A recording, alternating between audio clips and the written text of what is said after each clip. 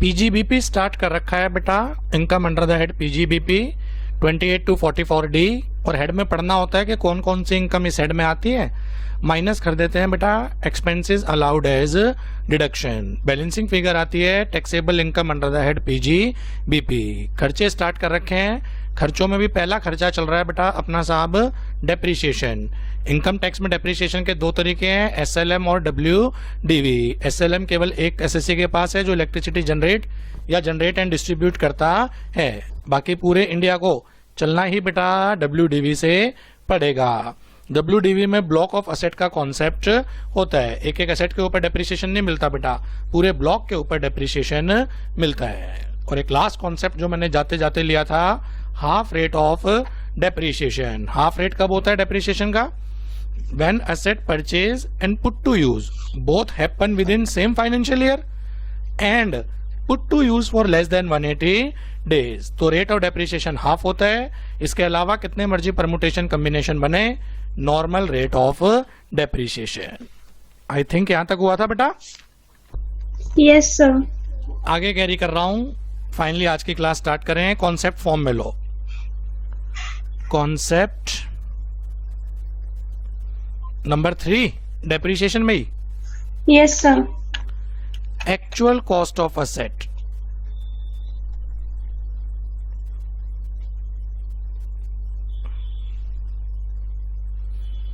Section 43 subsection 1। Section याद करने की जरूरत नहीं, कंटेंट याद कर लेना। ये क्या बोलता है, अगर आपने कोई एसेट परचेज करी है तो परचेजिंग कैश में मत करना, अदर देन कैश करो। चेक के थ्रू करो, अकाउंट पे चेक के थ्रू, डीडी के थ्रू, आरटीजीएस के थ्रू, एनईएफटी के थ्रू। एसेट जब भी परचेज करेंगे आप बेटा परचेज करेंगे अदर देन कैश। अगर कैश के थ्रू आपने एसेट परचेज करी है तो जितना पोर्शन आपने कैश में दिया वो एक्चुअल कॉस्ट का पार्ट ही नहीं माना जाएगा, accordingly not eligible for depreciation. Example, मैंने 1 लाख की एसेट परचेज करी, मैंने 60,000 का चेक दिया, 40,000 मैंने कैश दे दिए। मैंने 60,000 का चेक दिया, 40,000 मैंने कैश दे दिए, तो बेटा मेरी एक्चुअल कॉस्ट कितनी मानी जाएगी? 60,000, जो चेक के थ्रू पेमेंट हुई है। जो कैश के थ्रू पेमेंट हुई है वो एक्चुअल कॉस्ट का पार्ट ही नहीं बनेगा, और जब पार्ट ही नहीं बनेगा डेप्रीशिएशन के लिए एलिजिबल नहीं है। एक्चुअली लॉ चाहता है जो भी परचेजेस हो अदर देन कैश हो।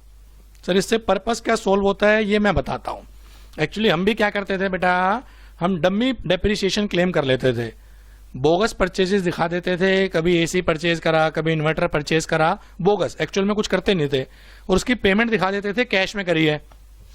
उसकी पेमेंट हमने क्या कर दी बेटा, कैश में कर दी, पर एक्चुअल में कोई पेमेंट हमने करी नहीं थी। खाली बुक्स ऑफ अकाउंट में क्या दिखा रखा है बेटा, हमने पेमेंट दिखा रखी थी। इस मेल प्रैक्टिस को इन्होंने प्लग करा 2018 में कि अगर एसेट आप परचेज कर रहे हैं कैश में परचेज नहीं करोगे बेटा, किसके थ्रू परचेज करोगे आप? Other than cash. Other than cash में अकाउंट पे चेक, डीडी, आरटीजीएस, एनईएफटी, और आज के थ्रू तो ऑनलाइन बेटा गूगल पे, पेटीएम सब कुछ आ जाएगा। इसके थ्रू पे करो, क्योंकि इसके थ्रू जब पे होगी तो डिटेल आ जाती है स्टेटमेंट में। स्टेटमेंट में क्या आ जाती है बेटा, आपकी डिटेल निकल के आती है, हम पकड़ लेंगे कि एक्चुअल में आपने एसेट परचेज करी है या नहीं करी है। अगर कैश के थ्रू आप पे करेंगे तो जितना कैश आपने पे करा वो एक्चुअल कॉस्ट का पार्ट ही नहीं माना जाएगा, और जब पार्ट ही नहीं होगा बेटा डेप्रीशिएशन के लिए एलिजिबल नहीं है। जब पार्ट ही नहीं होगा तो वो डेप्रीशिएशन के लिए एलिजिबल नहीं है। यहां तक कोई दिक्कत? No sir. No sir. Logic समझ में आया ना क्यों आया बेटा ये? Yes sir. अब समस्या, हर एसेट की बेटा पेमेंट चेक के थ्रू नहीं हो सकती। लॉ ने एक थ्रेशोल्ड लिमिट रख दी 10,000 रुपए की। अगर पेमेंट 10,000 या उससे कम की है आप कैसे मर्जी पे कर दो, एक्चुअल कॉस्ट का पार्ट बनेगा। अगर पेमेंट छोटी है, छोटी कितनी बेटा, 10,000 या उससे कम, तो अगर आप कैश के थ्रू भी दे दोगे सच payment is a part of actual cost. ऊपर बोलो, अगर 10,000 से ऊपर है तो अदर देन कैश करोगे तो ही एक्चुअल बेटा कॉस्ट का पार्ट बनेगा। अगर आपने कैश के थ्रू कर दी 10,000 से ज्यादा पेमेंट, वो एक्चुअल कॉस्ट का पार्ट नहीं है। ठीक, सर ये जो कैसे हैं? 10,000 है ये ईयरली लिमिट है या पर एसेट लिमिट है? अभी मैं लिख रहा हूं, उसको सुनते चलो। आप लिखो जरा। एक दिन में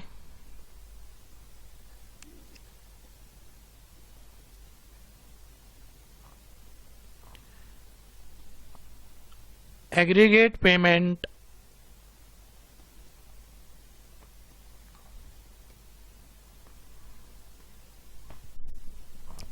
फॉर असेट, एक दिन की एग्रीगेट पेमेंट फॉर असेट 10,000 तक है या 10,000 से ज्यादा है। एक दिन में एग्रीगेट पेमेंट जो करी है आपने असेट के लिए 10,000 तक करी है या 10,000 से ज्यादा करी है। 10,000 तक है तो हो सकता है आपने कैश में करी हो या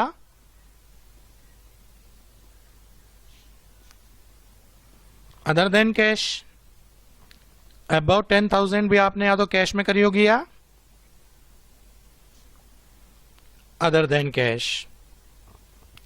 अप टू 10,000 कैश में करी है, क्या होगा बेटा? 10,000 तक तो चेक इन नहीं करना। Is a part of actual cost. AC लिख दूं एक्चुअल कॉस्ट का मतलब? लिख दो सर। चलो अब तो खैर कोई नहीं। अदर देन कैश चेक वेक करिए, वो तो हमेशा ही, वो तो हमेशा ही एक्चुअल कॉस्ट का पार्ट है। इधर बताओ, एक दिन में 10,000 से ज्यादा की पेमेंट हो गई, एक दिन में 10,000 से ज्यादा की पेमेंट करी है एसेट के लिए कैश में, क्या हो जाएगा? नॉट पार्ट ऑफ क्या? Not a part of actual cost. Good, not a part of actual cost.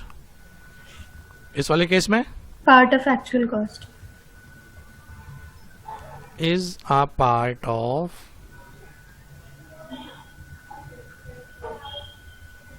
Actual cost.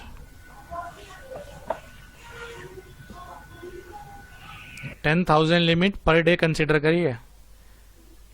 अभी एग्जांपल से समझाऊंगा। 10,000 तक कैसे मर्जी पे कर दो per day, is a part of actual cost. 10,000 से ऊपर अगर है देन इन दैट केस बेटा आप कैश के थ्रू देंगे, not a part of actual cost. Other than cash देंगे, is a part of actual cost. Other than cash में क्या क्या चीज आ जाएगी बेटा?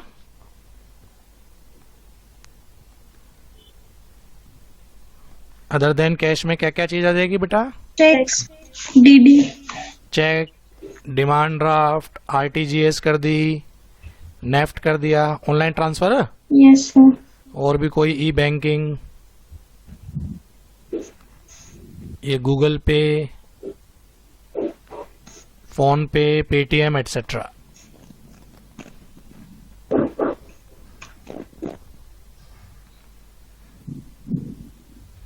एग्जाम्पल से करवाता हूं, आप बेटर समझोगे फिर कि क्या कहना चाह रहा हूं मैं। एग्जाम्पल 2 हो गए थे ना बेटा लास्ट क्लास तक? यस सर, ये थर्ड है। टोटल कॉस्ट थी असेट की 1 लाख। हमने 70,000 पेमेंट कर दी चेक के थ्रू, अकाउंट पे ही चेक काट दिया। 30,000 की पेमेंट कर दी बेटा हमने 30,000 पेमेंट कर दी हमने कैश के थ्रू।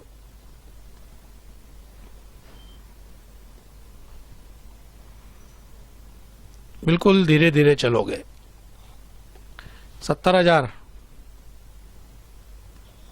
बोलो। Part of actual cost. Is a part of actual cost.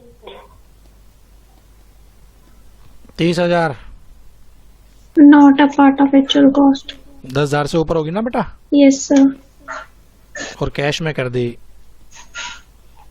Not a part of actual cost. तो टोटल एक्चुअल कॉस्ट कितनी मानी जाएगी जिस पे डेप्रिसिएशन मिलेगा? सर आपने क्या लिखा? 70,000 के नीचे एक्चुअल कॉस्ट 70,000 पे डेप्रिसिएशन मिलेगा बेटा। बोलने क्या कह रहे हैं? सर आपने वो 70,000 के नीचे क्या लिखा है? अकाउंट पे चेक। सर अगर ऐसे होता 70,000 अकाउंट पे कर देते और 10,000 इस क्वेश्चन में कोई क्वेरी, इस क्वेश्चन में, सर 10,000 इस क्वेश्चन में कोई क्वेरी से यस और नो भाई। No sir. नेक्स्ट एग्जांपल, पहले मैं अपनी तरफ से कंप्लीट कर दूं फिर आपकी क्वेरी लूंगा सारी। Example 4, total asset value 2 lakh, 10,000 दे दिया मैंने कैश में, बाकी 190 की मैंने RTGS करवा दी। 10,000 कैश में दे दिया, 190 की बेटा मैंने RTGS करवा दी। बोलो 10,000 में बोलो। Part of actual cost. Actual cost पूरा नहीं लिख के मैं AC okay sir. Is a part of actual cost. ये वाला तो वैसे ही। हाँ जी सर। तो टोटल एक्चुअल कॉस्ट कितनी मानी जाएगी? 2 लाख। डेप्रिसिएशन कितने पे मिलेगा? 2 लाख। 2 लाख पे। जो भी रेट ऑफ डेप्रिसिएशन हो वो देख लेना। हाँ, अगर पुट टू यूज 180 दिन से कम होगी तो हाफ हो जाएगा। एग्जाम्पल 4 में ifs and buts no sir. पक्का? Yes sir. एग्जाम्पल 5,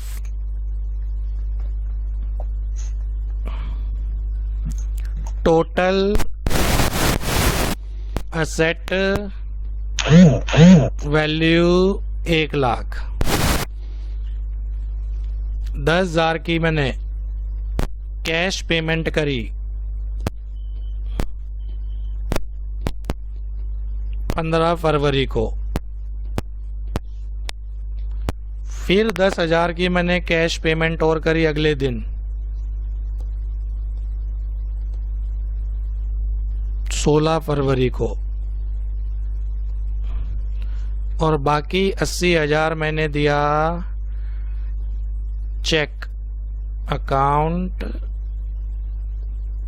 पे चेक काट दिया मैंने 17 फरवरी को।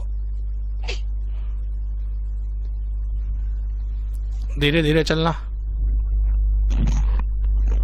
होगी सर 1 लाख पूरे। हाँ जी। 1 डे 10,000, 1 डे 10,000। पॉइंट सेटिस्फाइड है? Yes sir. तो मैं लिख सकता हूँ टिक का मतलब is a part of actual cost. Yes sir. 1 day up to 10,000 yes sir. Yes is a part of actual cost.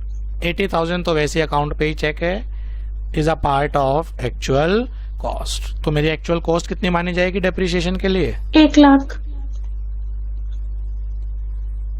1 lakh. तो सर मतलब इस एग्जाम्पल में क्वेरी बताना इसमें। हाँ, बोलो। तो सर ये ऐसे 2 पेमेंट रहे तो अपन 1 लाख को टुकड़ों टुकड़ों में करके 10 पेमेंट कर दो। बिल्कुल अगला एग्जाम्पल ये बनाऊंगा। 1 लाख की एसेट परचेज करी, 10,000 पे करी ईच डे सेपरेटली। अभी अगला क्वेश्चन यही होगा ना?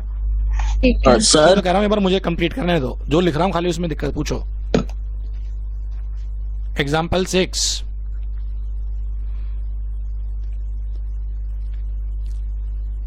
Total value of asset 50,000, payment made 10,000 cash per day, starting from, कब से पेमेंट करनी शुरू करी? कोई भी एक डेट, कोई भी एक डेट। एक एसेट 50,000 की परचेज करी थी बेटा, और उसकी अब पेमेंट कर रहे हैं, उधार पे परचेज करी होगी, उसकी पेमेंट कर रहे हैं 10,000 पर डे, स्टार्टिंग फ्रॉम 16 अक्टूबर 2020। तो कैसे कैसे पेमेंट गई होगी ये? पहली 16/10 को, दूसरी 17/10 को, 18/10, 19/10 और 20/10। कितनी कितनी गई होगी? 10,000।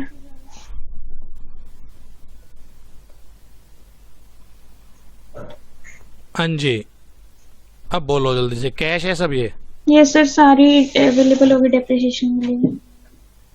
सब एक्चुअल कॉस्ट का पार्ट है, क्योंकि एक दिन के 10,000 की लिमिट है। एक दिन के 10,000 की लिमिट है, तो सब कंडीशन सेटिस्फाइड हैं। एक्चुअल कॉस्ट,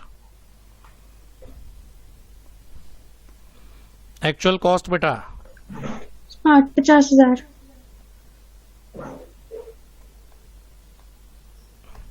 50,000 इस पे डेप्रिसिएशन मिलेगा।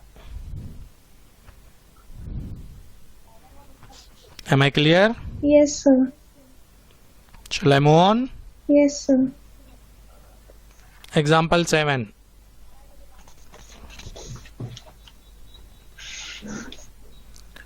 Total value of asset.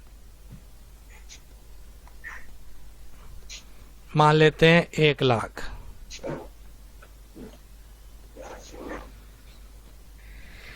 पंद्रह जुलाई 2020 को मॉर्निंग में 8,000 की कैश पेमेंट करी। इवनिंग में 7,000 की कैश पेमेंट करी। फिर अगले दिन 16 जुलाई 2020 को 8,000 की कैश पेमेंट करी। फिर आगे 18 जुलाई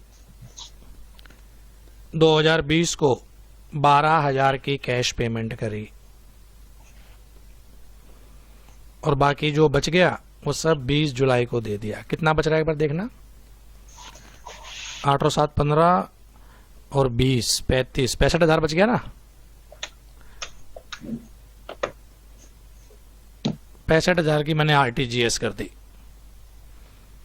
65,000 की बेटा मैंने आरटीजीएस कर दी। Take your proper time. क्या कहते हैं? सर मॉर्निंग इवनिंग ये वाला देखो बेटा, एक दिन का एग्रीगेट कितना हो गया? 15,000। 15 जुलाई का एग्रीगेट कितना हो गया? एग्रीगेट 15,000। 15,000 हो गया बेटा। Yes sir. Not a part of तो actual, ये 15,000 क्या हो जाएगा? Not a part of actual actual cost. Not a part of, AC लिख दूं बेटा एक्चुअल कॉस्ट को? Yes sir. Not a part of actual cost. अगले दिन आओ, Part of actual cost. एक दिन में 10,000 वाली Sir, कंडीशन तक है नहीं ना, है। तो part of actual cost.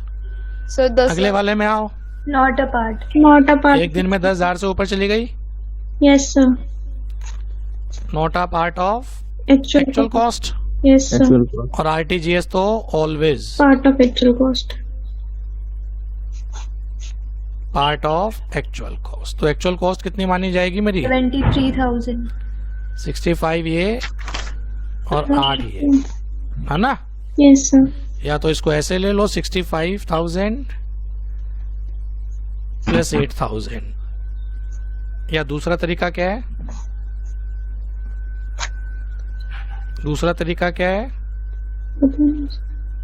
1 lakh. 1 lakh में से 15,000. 15,000 एक माइनस करो, जो एक्चुअल कॉस्ट का पार्ट नहीं है। 12,000. 12,000 एक माइनस करो, कैसे मर्जी निकाल लो, मैथमेटिक्स है।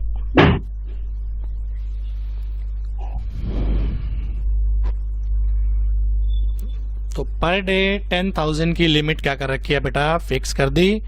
पर डे 10,000 तक एग्रीगेट कैश में कर सकते हो। इससे ज्यादा अगर कैश में कर दिया तो आपका बेटा वो एक्चुअल कॉस्ट का पार्ट ही नहीं होगा। सर थोड़ा सा ऊपर स्क्रॉल कर दीजिए।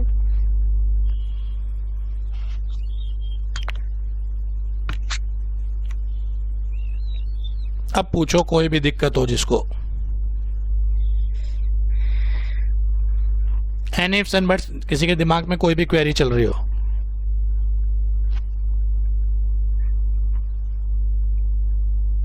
पूछो। नहीं है सर कोई क्वेरी। मैं पूछूं? पूछो सर। प्रैक्टिकल क्वेश्चन बना रहा हूं एक, ठंडे दिमाग से आंसर देना। एग्जाम्पल 8, लेट अस से ये मैं हूं दीपक जैन क्लासेस, आप चाहे अपना नाम ले लेना। एक तो मैंने असेट परचेज करी ऑफिस के लिए एयर कंडीशन, फुल फॉर्म लिख देता हूं, एसी की एयर कंडीशन, ये था बेटा 50,000 रुपए का। एक मैं अपने ऑफिस के लिए लेके आया बेटा, गर्मी आ गई जी, वाटर कूलर,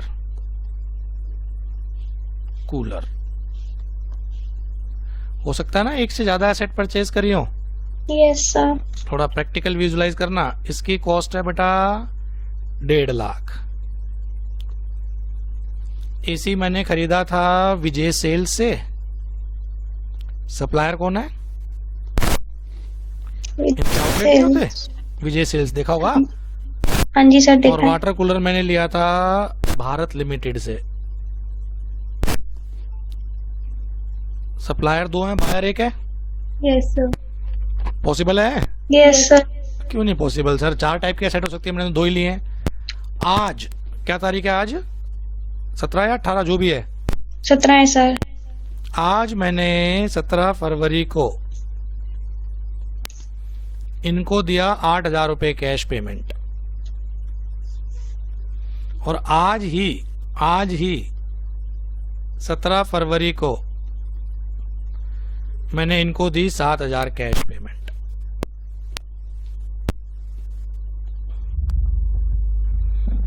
इस वाले एग्जाम्पल में और इस वाले एग्जाम्पल में क्या डिफरेंस है?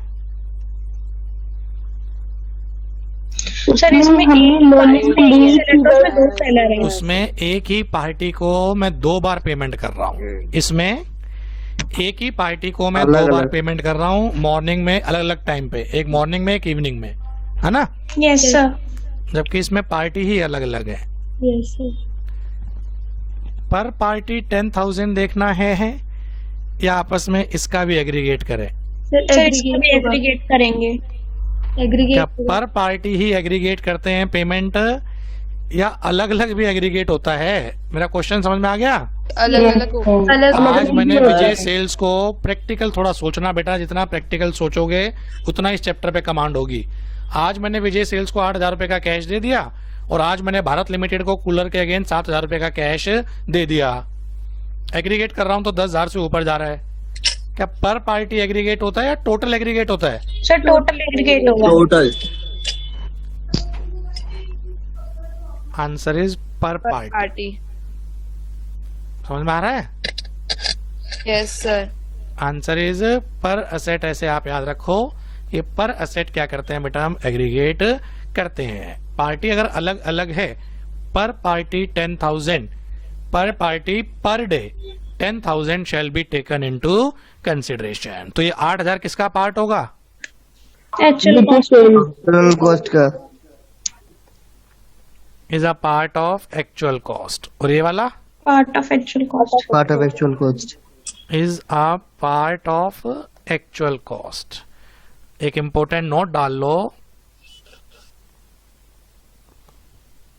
क्या नोट बनेगा? पर पार्टी पर डे। पर डे पर party 10,000 shall be taken into consideration. consideration.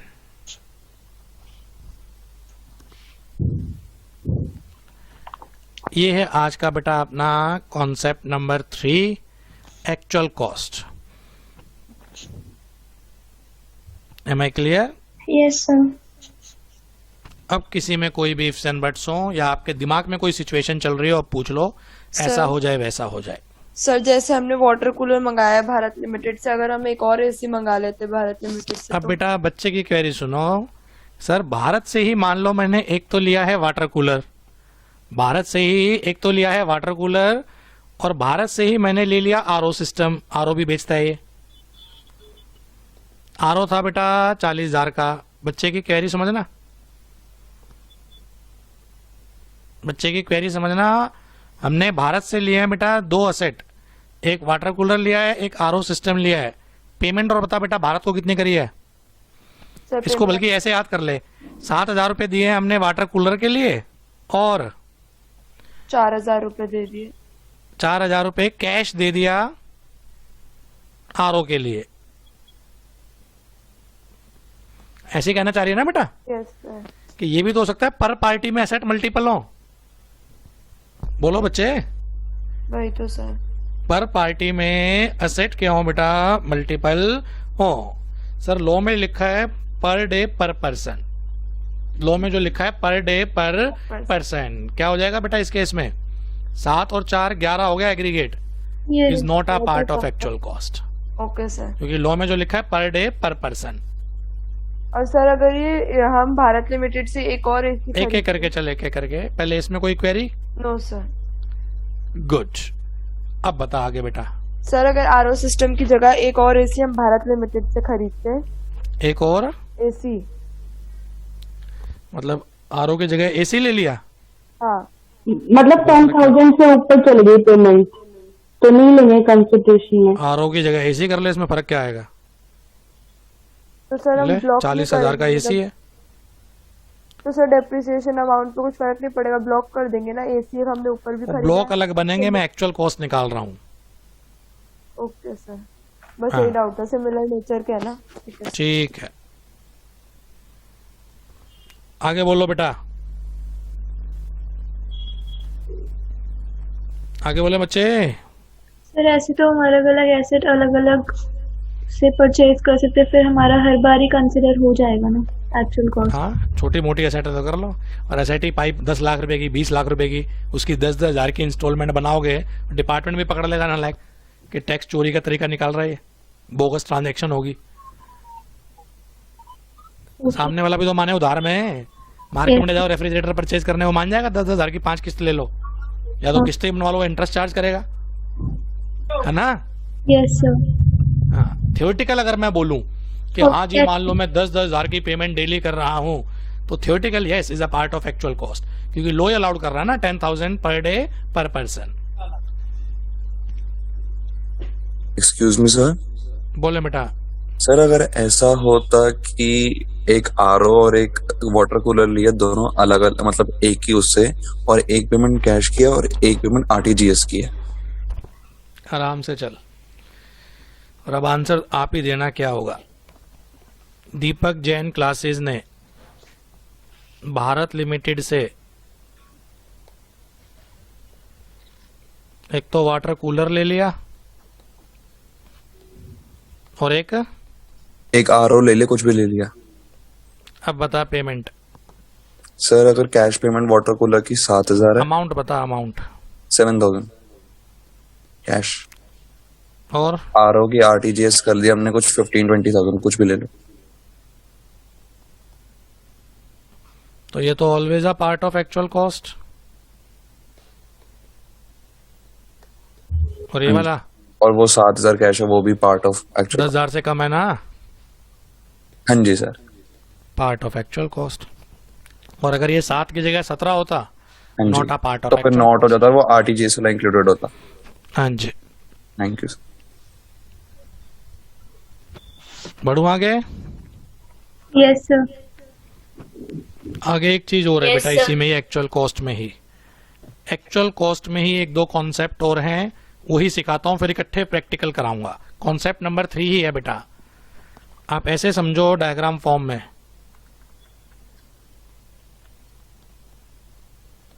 Value of plant and machinery लिख रहे हो आप 10 लाख।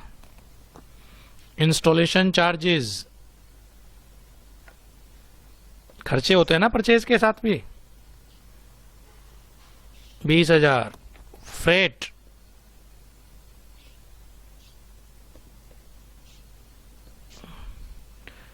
30,000।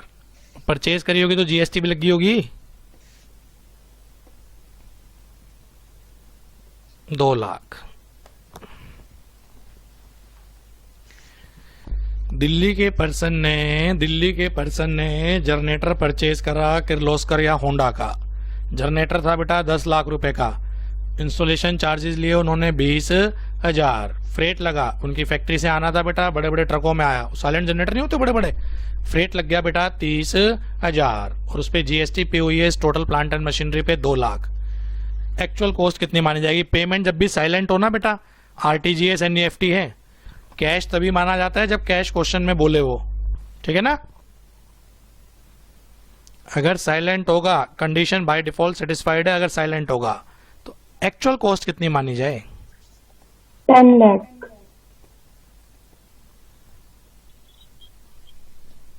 सेक्शन कौन सी थी?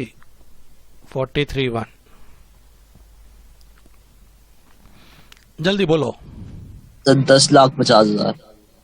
एक आंसर आ गया 10,50,000। इसका मतलब आप कह रहे हैं इंस्टॉलेशन और freight is a part of cost yes while GST is not a part of cost. आप ये कहना चाह रहे हैं ना बेटा? Yes sir. और जिसने 10 लाख आंसर दिया था वो कहना चाह रहे हैं installation freight and GST is not a part of cost, only basic value of machinery is consider. क्या कहते हो? सर 10,50 ही आएगा। सर 10,50।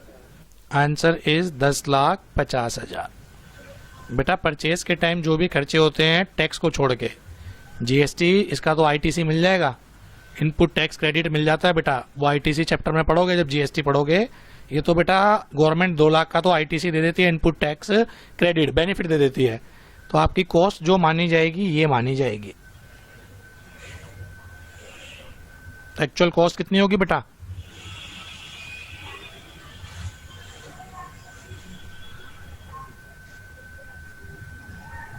ठीक है ना?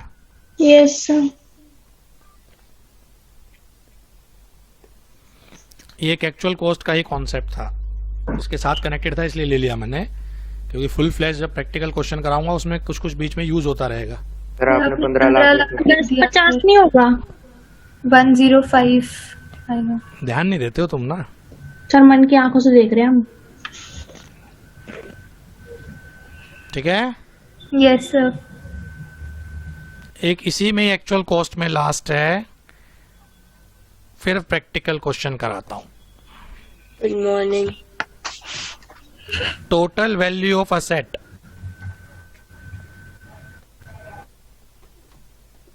10 लाख,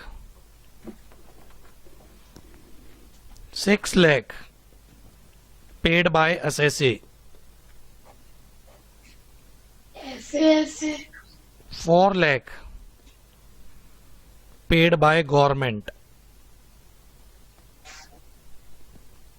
होता क्या है, प्रैक्टिकल थोड़ा सा बताऊं, बैकवर्ड एरियाज को प्रमोट करने के लिए गवर्नमेंट कई इंसेंटिव देती है कि जाइए बैकवर्ड एरिया में आप लगाइए फैक्ट्री, फिर हम आपको बेटा असेट परचेज करने में हेल्प करेंगे। मेरे एग्जांपल में गवर्नमेंट ने बोल दिया 40% खर्चा हम उठा लेंगे, जो भी असेट होगी आपकी 10 लाख का 40, 4 लाख क्या कर देंगे बेटा हम पे कर देंगे। गवर्नमेंट का पर्पस क्या सोल्व हो रहा है बेटा? इससे बैकवर्ड एरिया में इंडस्ट्री लगेंगी, वहां पर एम्प्लॉयमेंट जनरेट होंगी, इंफ्रास्ट्रक्चर डेवलप होगा, नौकरियां मिलेंगी बेटा। तो गवर्नमेंट का तो ये पर्पस सोल्व हो रहा है। एसएससी का क्या पर्पस सोल्व हो रहा है? 10 लाख वाली एसेट, उसकी जेब से तो नेट कितना जा रहा है? 6 लाख। Yes sir. बोलो। Yes sir. हाँ जी, तो इसकी एक्चुअल कॉस्ट कितनी मानी जाए इनकम टैक्स के लिए? 10 लाख सर। एक्चुअल कॉस्ट कितनी मानी जाए इनकम टैक्स पर्पस के लिए? सेक्शन कौन सी चल रही है? 43 सबसेक्शन 1। क्या होनी चाहिए एक्चुअल कॉस्ट? 10 लाख सर। वो 4 लाख उसकी इनकम कंसिडर कर लेंगे ना। Payment made by SSC only is a part of actual cost. 3,000। अगर कोई थर्ड पर्सन पेमेंट कर रहा है बेटा, is not a part of actual cost. Government ने कोई सब्सिडी दे दी, एनजीओ ने दे दी बेटा सोलर पैनल के लिए, एनजीओ कह रही है जी सोलर पैनल को प्रमोट करो, 20-30% पेमेंट हम अपनी जेब से कर देंगे ग्रीनरी को प्रमोट करने के लिए। ठीक है, तो एक्चुअल कॉस्ट जो मानी जाएगी इस एग्जांपल में 6 लाख। बात भी ठीक है, अदरवाइज तो एसएससी को डबल बेनिफिट मिल जाता। जेब से गए 6 हैं, अगर डेप्रिसिएशन 10 लाख पे मिल जाए तो अननेसेसरी बेनिफिट हो जाता ना बेटा, उसको डबल बेनिफिट हो जाता। क्योंकि ज्यादा डेप्रिसिएशन क्लेम करेगा, खर्चा ज्यादा होगा, खर्चा ज्यादा होगा तो इनकम कम हो जाएगी, इनकम कम होगी तो टैक्स कम लगेगा। नहीं आया समझ में? से यस और नो बेटा? Yes sir. तो अगर गवर्नमेंट बेटा कोई भी कॉस्ट आपके साथ बियर करती है towards value of asset, then government reimbursement is not a part of actual cost. अपने एग्जाम्पल में केवल ये एक्चुअल कॉस्ट का पार्ट है, ये एक्चुअल कॉस्ट का पार्ट नहीं है। सर इसका नोट लिखवा दो। लिख तो दिया भाई, ये डायग्राम भी बनवा दिया मैंने, ठीक है ना? ठीक है सर। चलूं आगे। Yes sir. अब बनाओ फुल फ्लैश एग्जाम्पल कि कैसे ब्लॉक बने और कैसे डेप्रिसिएशन कंप्यूट करते हैं। एक एक दो एग्जाम्पल मैं कराऊंगा, फिर एक सिरे से सारे आप करना। कितने एग्जाम्पल हो गए बेटा? 8 हो गए सर, ये 9 है। एग्जाम्पल 9, प्लांट एंड मशीनरी का ब्लॉक है 15% वाला, रेजिडरी, ठीक है? Yes sir.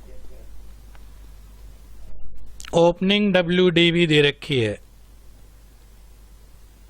लेटर से 4 असेट थी, 5 लाख। परचेजेस की इंफॉर्मेशन दे रहा है, परचेजेस ड्यूरिंग द ईयर, ई खरीदी, एफ खरीदी, जी खरीदी। ई 80 थी, एफ पुरानी थी, सेकंड हैंड थी, 20 की, जी भी सेकंड हैंड थी, 50 की। 3 परचेज करी है एसएससी ने, अब बेच देते हैं 1-2। During the year asset A whose actual cost was ₹2 lakh is sold out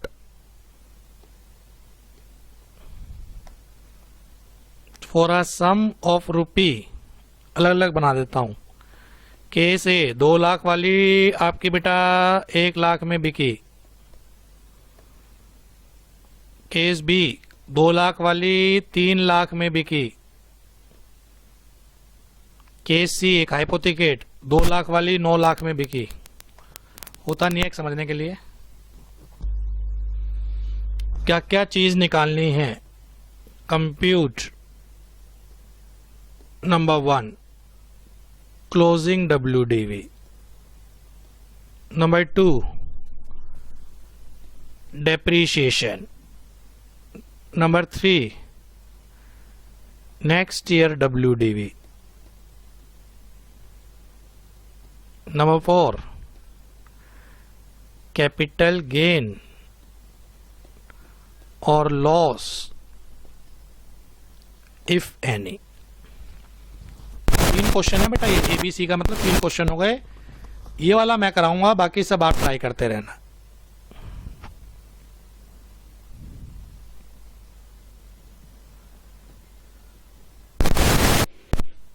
question लिखा? Yes sir. Yes sir. करवाऊं? Yes sir. तीनों केस को इकट्ठे लेके चलो, आपके बेटर समझ में आएगा। मैं मल्टीपल केस इसलिए बना रहा हूं कि मुझे नहीं पता एग्जाम में कौन सी सिचुएशन आ जाए। तैयार हम हर चीज के लिए रहेंगे।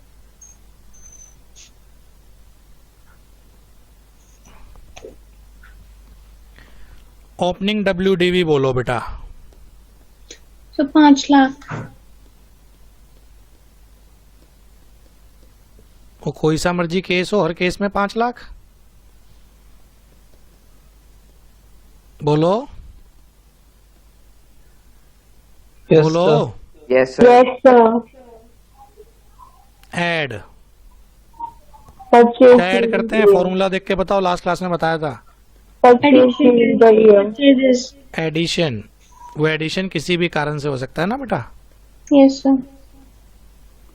ई कितने की है? ई 80,000 क्या एफ को लेंगे? पुरानी है, लेंगे सर। लेंगे सर। पुरानी एसेट पे डेप्रिसिएशन मिलता है। सर मिलता है। लॉस इज एसेट होनी चाहिए, ऐसा तो कहीं लिखा ही नहीं है कि new asset. Yes sir. Yes sir. जी 50,000 टोटल 150। 150।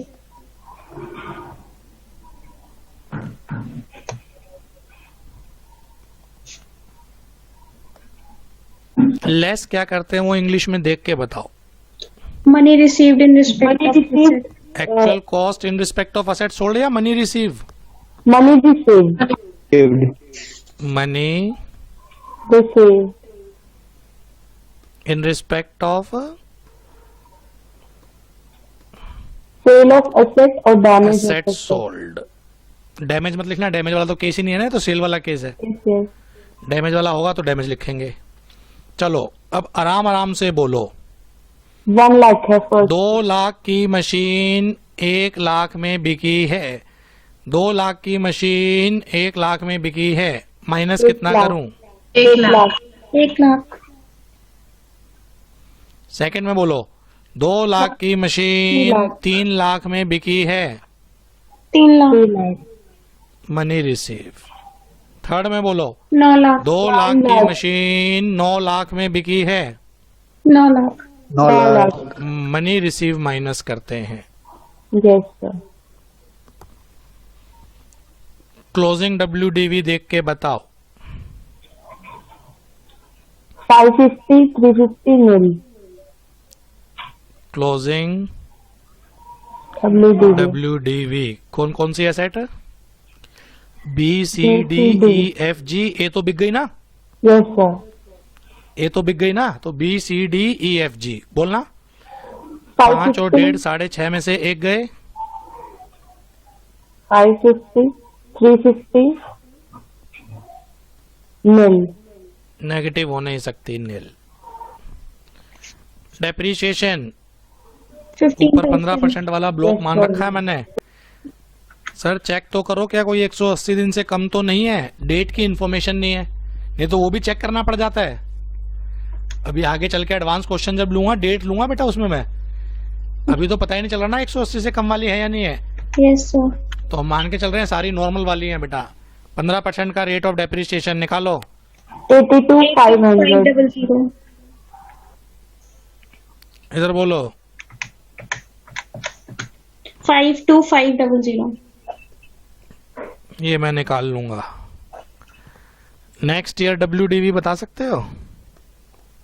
डिप्रिशिएशन इसका। डेप्रिसिएशन माइनस कर दो। अगर ये 1 है ये 2 है तो नेक्स्ट ईयर WDV क्या होगी? 1 - 2। बोलो 477,500। दोबारा। 477 नहीं है सर। हाँ 77 477। Yes sir. सर 4675 है। सेकंड बोलो। 297500। अब ध्यान से चलना, अब ध्यान से। कैपिटल गेन या लॉस 2 लाख वाली 1 लाख में बिकी है, क्या कोई कैपिटल गेन या लॉस निकलेगा? लॉस। पूरे ब्लॉक पे निकलता है ना, वो तो पूरे ब्लॉक पे निकलता है ना बेटा। यस हाँ सर। हाँ ठीक है सेकंड में देखो 2 लाख वाली 3 लाख में बिकी है। मिल सर। थर्ड पे ध्यान से देखना। हाँ, सेल प्राइस ब्लॉक की वैल्यू को एक्सीड कर गया। Yes sir. ब्लॉक कितने का है? 650। 650 का। Yes sir. और एक ही एसेट 9 लाख की बिक गई, सरप्लस कितना है? Surplus 2.5 lakh. 2.5 lakh. Yes sir. ये है short term, always short term होता है बेटा ये, under section 50। Period of holding वोल्डिंग कुछ चेक नहीं करते बेटा इसमें, always short term. Depreciable asset always short term, ठीक है। और 2.5 कैसे आया? 9 लाख - 650।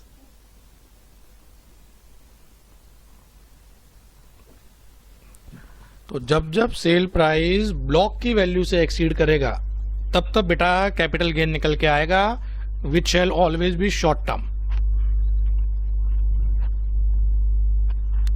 कोई दिक्कत? कोई दिक्कत? No sir. करूं थोड़ा सा लेवल अप? Yes sir. अब आप ट्राई करना बेटा। हाँ, एग्जाम्पल नंबर 10।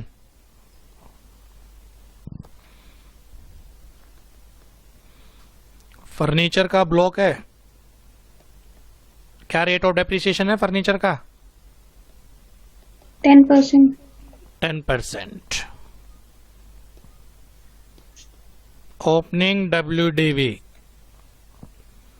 मान लो 3 ही एसेट थी, 8 lakh. Purchase during the year, कुछ खरीदी है इसने,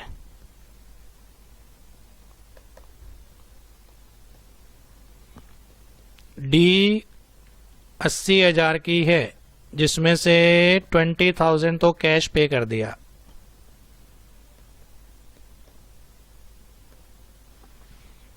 ई पुरानी है 40,000 की,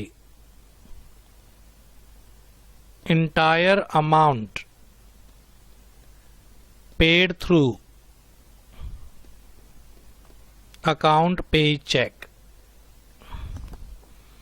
एफ नई है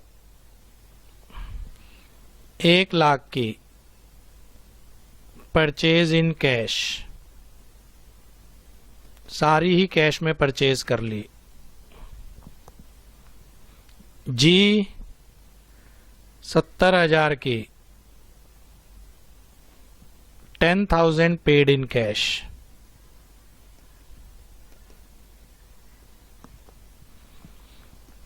बीच बीच में दूसरे पॉइंट पे डाल रहा हूं ना बेटा मैं, है ना। जी के बाद क्या होता है? H. एच 25,000 की तो मशीनरी है, प्लस 6,000 इंस्टॉलेशन चार्ज है। पेमेंट में जान के नहीं बता रहा किस मोड से हुई है। साइलेंट जब भी हो अदर देन कैश है, साइलेंट जब भी हो बेटा अदर देन कैश है। ठीक है, ठीक है। Yes sir. During the year बेचो,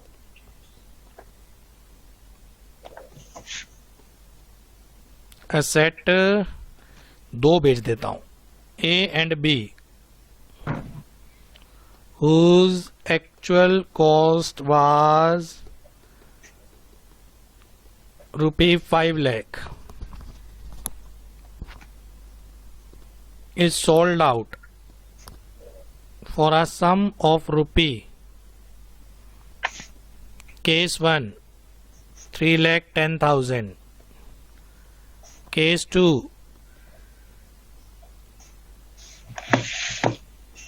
7 lakh, case 3 12 lakh। वो चारों चीजें निकालो बेटा आप। चारों चीजें कौन कौन सी थी बच्चे? Closing WDV, depreciation, next year opening WDV, capital gain और लॉस इफ एनी। 4 चीजें नहीं थी बेटा, याद आ रही हो? लिखवाऊं क्या चारों? No sir. बस वो हर क्वेश्चन में है वो। Closing WDV, depreciation, next year WDV और कैपिटल गेन और लॉस। आप ट्राई करो बेटा, फिर मैं कराऊंगा। सर एक बार ऊपर कर दो पूरा क्वेश्चन।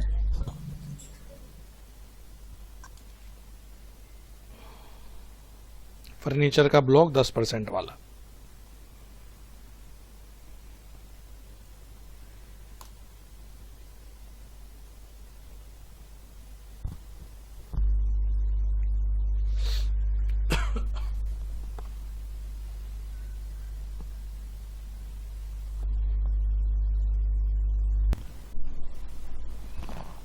केस बना लेते हैं पहले तो, केस 1 2 3। यस सर, 3 केसेस हैं।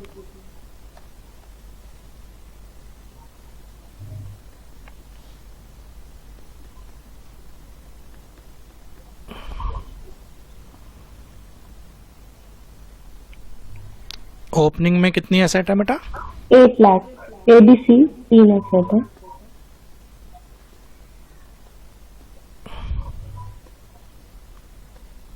8 लाख। Yes sir.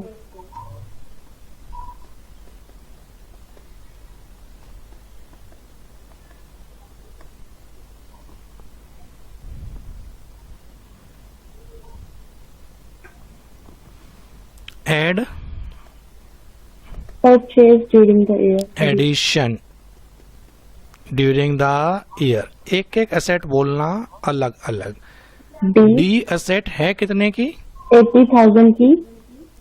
पर 20,000 तो हमने कैश में दे दिया, Yes, और जो कैश में 10,000 से ऊपर दे दे is not a part of actual cost. Yes sir. तो एक्चुअल 60,000 कॉस्ट डी की कितनी मानी जाएगी? 60,000। 60,000। इसमें कोई दिक्कत? No sir. Very good. अब कई कॉन्सेप्ट इकट्ठे चल पड़े ना बेटा। Yes sir. ई ओल्ड है, ओल्ड वोल्ड तो ये बेकार की बातें हैं। 40,000 सारी की सारी अकाउंट पे ही चेक के थ्रू है। तो पूरी आएगी 40,000। F 1 lakh purchase in cash. F new है बेटा, नई। सर नई पुरानी से कुछ नहीं, पेमेंट बताओ। ये सारी की सारी क्या कर ली बेटा इसने? कैश कैश में ली है। कैश में लेने का मतलब नील 10,000 से ऊपर अगर कैश पेमेंट कर दी, cash payment is not a part of actual cost, है ना? Yes sir. जी आगे आए, आराम आराम से चलना है, कोई जल्दी नहीं है। कहाँ तक पहुंच गया था मैं तो भूल गया। जी जी जी पे। एफ पे आ गया। जी पे आओ बेटा। 70,000 में 10,000 खाली कैश में दिए हैं। 80,000 टोटल। 70,000 में 10,000 मैंने कैश में दिए हैं। मशीन 70 की है, 10,000 पेमेंट कैश में कर दी, तो 10,000 तक तो कैसे मर्जी पे कर दो। Yes yes sir. सर। 10,000 तक तो कैसे मर्जी पे कर दो ना, एक्चुअल कॉस्ट का पार्ट है। तो पूरा 70 लेंगे। कोई दिक्कत? इसके अंदर से मतलब 10,000 टोटल कॉस्ट 70 है। मशीन 70 की है, मैं ये नहीं कह रहा हूँ मशीन 80 की है। अच्छा मशीन 70 की है, ठीक है ना? Yes sir. आगे बोलो। एच 25,000 की मशीन, 6,000 रुपए इंस्टॉलेशन, तो कितने लूं? 31,000। 31।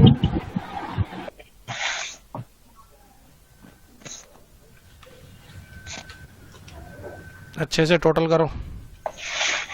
2 लाख 1,000। 2 लाख 1,000। 1,000।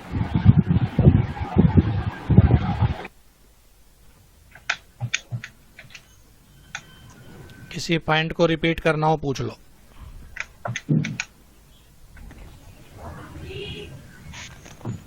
आई थिंक कोई क्वेरी नहीं।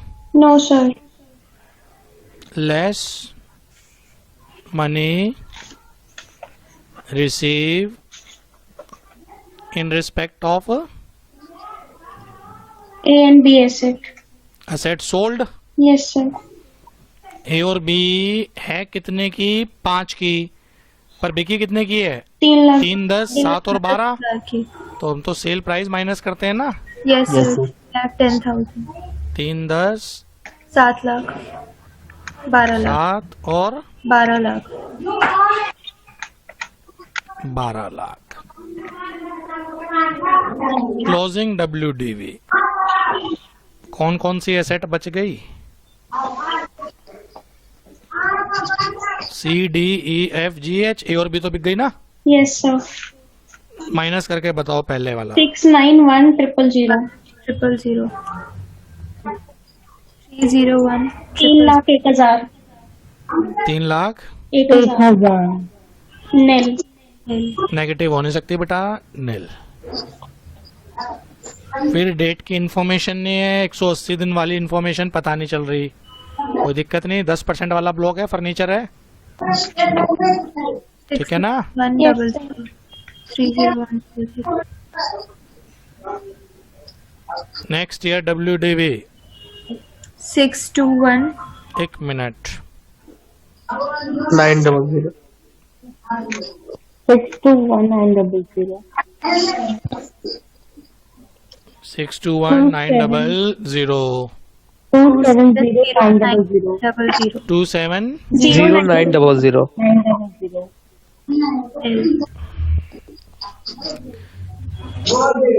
कैपिटल गेन और लॉस। केस 1 में नील, केस 2 में नील, केस 3 ध्यान देना सेल प्राइस ब्लॉक की वैल्यू को एक्सीड कर गया Yes, तो sir. कितने से एक्सीड करा है? 601000 से. कितने से एक्सीड कर गया? ब्लॉक की वैल्यू कितनी है? 10,01,000 Yes, sir. 10,000. और ये बिका कितने का है? 12 12। तो 199। यस सर कौन सा कैपिटल गेन है ये? Short term under section 50। और 199 कैसे आया लिख लेना। कैसे आया ये? Sale price 12 lakh minus 10 lakh 1,000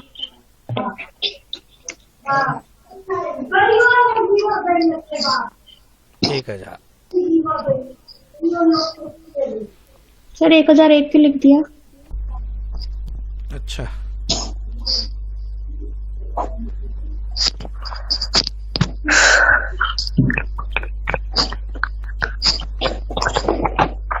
Krishna mic को म्यूट कर बेटा, डिस्टर्बेंस कर रहा माइक। क्वेरी बताओ बेटा, किसी पॉइंट में कोई क्वेरी हो तो। किसी पॉइंट में कोई क्वेरी हो डिस्कस करें। नहीं है sir. Shall I move on? Yes sir. Yes sir. एक बात अपना बोलनी थी डेट वाले में चलूं? बोले बेटा। सर, इसका मतलब प्रैक्टिकल लाइफ में तो कैपिटल गेन आने के चांसेस ही नहीं है, तो कभी उस पर टैक्स देना ही नहीं पड़ेगा। प्रैक्टिकल लाइफ में कैपिटल गेन आने के चांसेस ही नहीं होंगे तो टैक्स हो देने जाते नहीं। हैं। जब पूरा ब्लॉक बेचूंगा ना, जब समझ में आएगा। अभी तो पार्ट ऑफ द ब्लॉक बिक रहा है, ठीक है सर, पूरा ब्लॉक भी तो बिक सकता है। आप बिक सकते यस सर। लूंगा आगे। इसमें क्वेरी बताओगे अभी? हैं इसमें नहीं। चलो No नेक्स्ट query. एग्जांपल अब डेट से लेता हूं, फिर आप बेटर अप्रिशिएट करोगे। या डेट वाले पे जाने से पहले एक दो चीजें और दिखाता हूं। अब की बार एसेट में आग लगा देते हैं। Opening WDV plant and machinery है ये 15 वाला।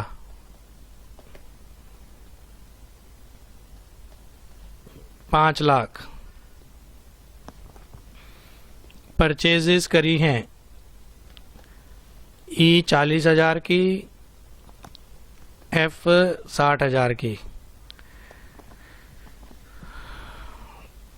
बस दो ही बहुत हैं क्योंकि मुझे कॉन्सेप्ट कुछ और सिखाना है। ड्यूरिंग द ईयर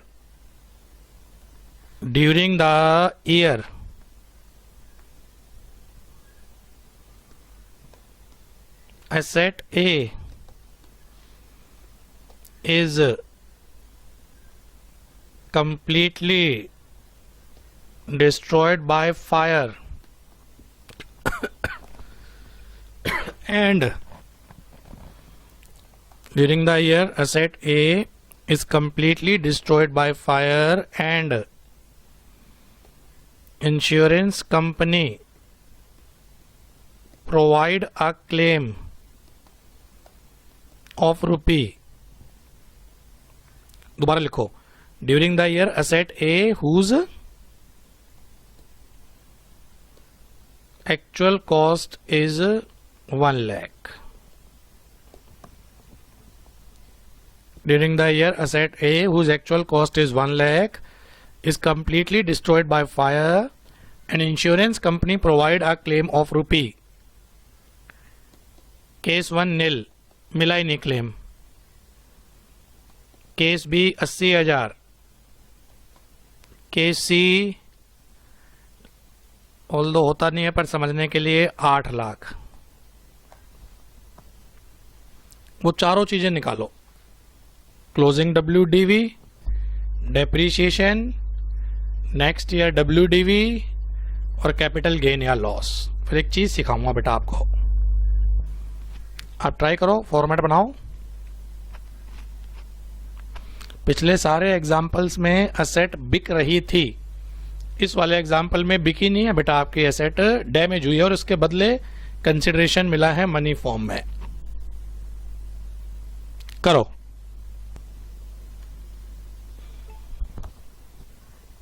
चलिए सॉल्यूशन। सबसे पहला बेटा केस ए, केसेस लिख लेते हैं बी सी।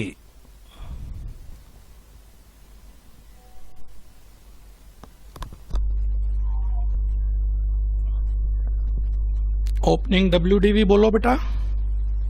अच्छा 5 लाख। 5 लाख।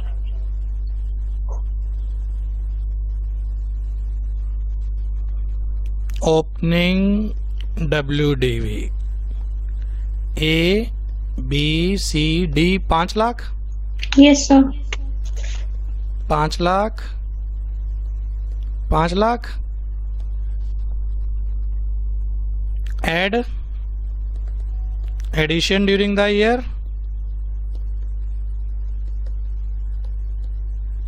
ई कितने की, एफ कितने की, थोड़ा जल्दी जल्दी। 40,000, 60,000, 40 60,000। F 60,000. 60। मैं बोल सकता हूँ बेटा 1 लाख। Yes sir. अब की बार लेस में क्या लिखूं, लैंग्वेज बताओ, लैंग्वेज माइनस तो मैं अपने आप कर दूंगा। Money received in respect of from damage of money receive in respect of asset damage. damage of asset damage। Money receive in respect of asset damage। Case 1 में तो कुछ भी नहीं मिला। Yes sir. केस 2 में केस 2 में कितने मिले हैं? 80,000। केस 3 में 8 लाख। 1 लाख। होता नहीं है, एक समझने के लिए, नहीं तो फिर कोई हर कोई असेट में आग लगा देगा उठा के। नहीं समझे? Yes sir. एक समझने के लिए कॉन्सेप्ट ऐसा भी हो जाए तो। Closing WDV 6 lakh. 5,20,000 nil। Depreciation 90,000। At the rate of 15% 90। 28। 78,000 nil। Next year WDV Yes sir. 5,10,000। हाँ जी 5,10,000। 4,42,000 nil। कैपिटल गेन और लॉस। Loss फर्स्ट में तो है ही नहीं, nil। सेकंड में नहीं है, तीसरे में प्राइस बेटा ब्लॉक की वैल्यू को एक्सीड कर गया कितने से? 2 लाख। 2 लाख। तो ये 2 लाख क्या हो जाएगा? क्या? Loss। Short term capital gain हो जाएगा, नालायक लॉस हो Yes sir. Yes sir. Under section 50। 2 lakh का short term capital gain under section 50। Any ifs and buts? No sir. Yes sir. बस 2 मिनट मेरे ऊपर फोकस रखना, मैं क्या चीज दिखाना चाह रहा हूं। केवल केस ए देखना, केवल केस ए, और कुछ मत देखना, केवल केस ए। बोलूं? Yes sir. Yes sir. मैं बोल सकता हूं असेट ए बिल्कुल डैमेज हो गई और बदले में कुछ भी नहीं मिला, यस सर। Sir. उसके बावजूद भी इनकम टैक्स में डेप्रिसिएशन मिल रहा है उसके ऊपर, क्योंकि माइनस तो कुछ भी नहीं हुआ। इस 6 लाख में कहीं ना कहीं ए की वैल्यू है। Yes sir. Yes sir. इस 6 लाख में कहीं ना कहीं ए की वैल्यू है। इनकम टैक्स डैमेज एसेट के ऊपर भी डेप्रिसिएशन दे रहा है। कंप्लीटली डैमेज हो चुकी है, आग लग चुकी है, माइनस कुछ भी नहीं हुआ, उसके बावजूद भी क्या मिल रहा है बेटा? डेप्रिसिएशन मिल रहा है। सर क्यों? Once asset entered into block, it loses its identity। फिर असेट का कॉन्सेप्ट नहीं रहता, पूरे ब्लॉक का कॉन्सेप्ट रहता है। कॉन्सेप्ट देखो ना कितने बढ़िया है। असेट जल चुकी है बिल्कुल ही, कुछ नहीं मिला उसके बदले, उसके बावजूद भी डेप्रिसिएशन मिल रहा है, क्योंकि माइनस तो कुछ हो ही नहीं रहा। Yes sir. हाँ करो, यस सर। माइनस तो कुछ भी नहीं हुआ ना बेटा। Yes Yes sir. sir. तो ये समझाना चाह रहा हूँ। ऑल दो फॉर्मेट में चलते रहो तो पता भी नहीं चलता क्या चल रहा है। ठीक है, Yes sir. करें एक एग्जाम्पल और। Yes sir. अब फंसोगे जाके, अब बढ़िया बनाता हूं। अब की बार क्लेम मिला था कैश में, असेट के बदले असेट मिल जाए तो ये भी तो हो सकता है सर, कुछ भी हो सकता है। प्लांट एंड मशीनरी है कितने % वाली? 15 चलो बोलो ओपनिंग WDV, ये मान लो 6 लाख है। Purchase during the year,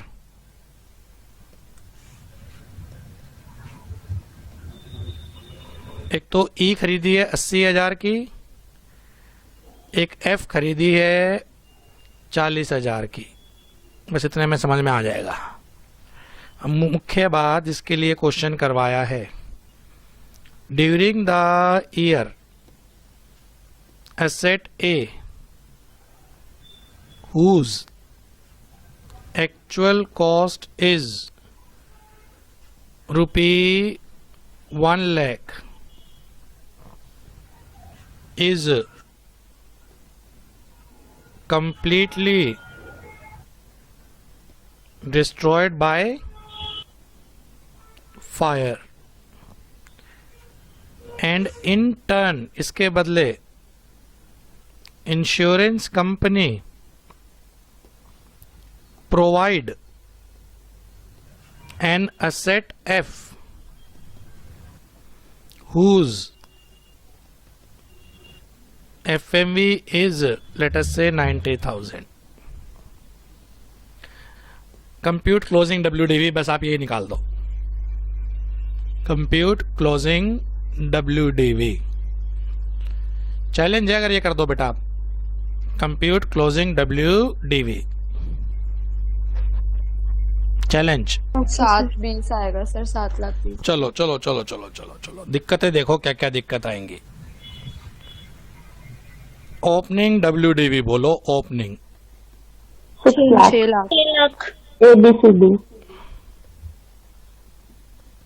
6 lakh. यहाँ तक तो आई थिंक किसी को कोई दिक्कत नहीं होगी। No sir. Yes, sir. Add addition during the year, addition लिखा है। Yes, sir. अब एडिशन 2 तो हुई है परचेज के कारण, यस ई Yes, sir. नहीं, कौन कौन सी?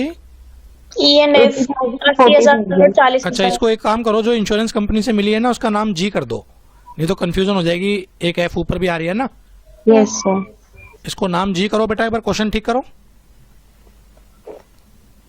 कर दिया? सर हाँ जी सर। तो 2 तो हुई है परचेज, एक तो ई और एफ, ये तो हुई है परचेज। ई कितने की है? E है सर 80,000, सॉरी F 40 की और बाकी G 90 की।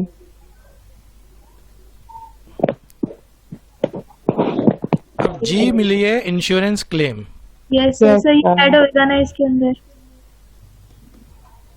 किस वैल्यू से? 90। किस वैल्यू से? सुनने पे ध्यान दो। 1 लाख वाली एसेट के बदले 90 की एसेट मिली है।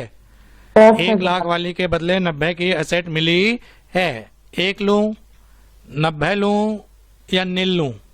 सर 90 लो। 90 सर। कितना? 90,000।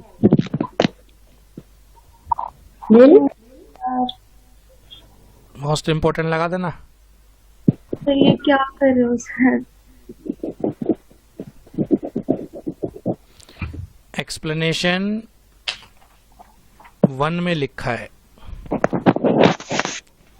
अब दिमाग में आएगा सर वाई नील आना चाहिए, नहीं भी आए तो मैं पूछूंगा वाई नील, और फिर दूसरा ये आना चाहिए अगर नील ही लेना था तो ऐड भी क्यों कर रहे हैं नील को, छोड़ ही दो, सीधा इग्नोर ही बोल दो। 2 क्वेश्चन पूछेंगे आप मेरे से, नहीं तो मैं आपसे पूछ लूंगा। पहला तो ये नील क्यों, और दूसरा क्वेश्चन ये पूछोगे अगर नील ही लेना था तो ले भी क्यों रहे हैं ब्लॉक में, छोड़ देते। हाँ सर। ना? हाँ सर। तो चुपचाप 2 पूछ लेना मेरे से। अभी एक बार आगे चलो, मैंने अभी एक बार आगे लेके चलो। अभी नील इसलिए कि लो में लिखा हुआ है, लॉजिक मैं समझा दूंगा आपके, अपने आप ही समझ में आएगा और आप ही बोलोगे कितना बढ़िया लो बना हुआ है। लेस क्या करते हैं? लेस बोलो जरा, इंग्लिश में बोलना।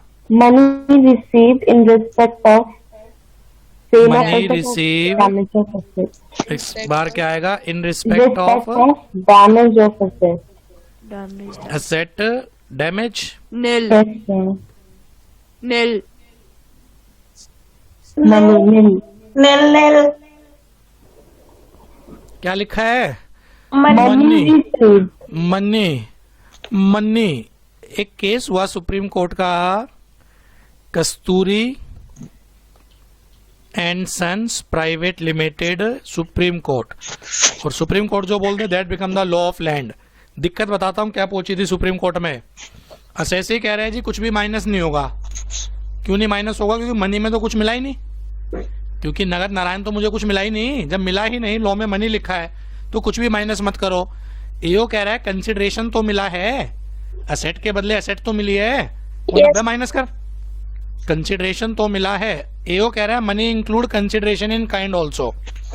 एओ मनी को वाइडर सेंस में इंटरप्रेट कर रहा है। Money include consideration in kind also. कौन कह रहा है बेटा? ये असेसिंग ऑफिसर। इसलिए 90,000 माइनस करो। असेसी कह रहे हैं जी कुछ भी माइनस नहीं होगा, ये पागल हो गया है। पार्लियामेंट ने लिखा हुआ है स्पेसिफिकली मनी रिसीव माइनस होगी, और मनी का मतलब केवल और केवल रोकड़ से है। Consideration in kind is not money. ये सुप्रीम कोर्ट के जज बैठे हैं मेरे सामने, आप लोग बेटा क्या कहते हो? सर ओनली मनी होना चाहिए। सुप्रीम कोर्ट ने भी यही बोला था, money means money only, consideration in kind is not money. Supreme court ने क्या बोला है? Money means only money. Money means money only, consideration in kind not is not money. included. Yes, sir.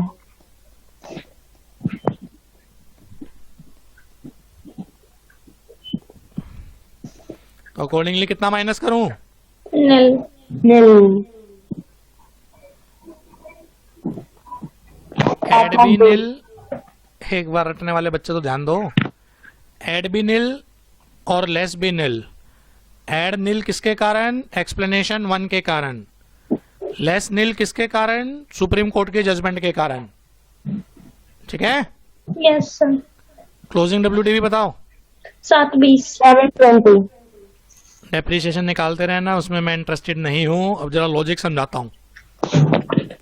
पहले तो इस नील का लॉजिक समझ में आ गया, इस वाले नील का, लेस वाले का। आ गया सर। yes sir यहाँ मनी मीन्स मनी है, ठीक है ना। तो सुप्रीम कोर्ट जो बोल दे that become the law of land, उन्होंने बोल दिया कंसिडरेशन इन काइंड को नहीं लेंगे, इसलिए ये तो हो गया नील। किसी एक बच्चे के क्लिक कर रहा हो, ये नील क्यों लिया?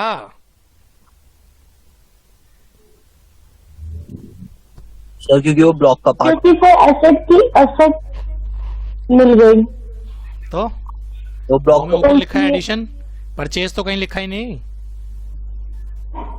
सर वो ब्लॉक का Asset- पार्ट दे रही ना। सर एसेट के बदले एसेट मिले तो वो वाली एसेट तो जो कुछ फर्क ही नहीं पड़ा वो फिर। ऑलरेडी पार्ट थी ना सर। सुनने पे ध्यान देना, क्या कहना चाह रहा हूं। ए के बदले जी मिली है, ऊपर ध्यान दो, ए के बदले जी मिली है। ए की वैल्यू कहीं ना कहीं इसमें है, yes sir सर।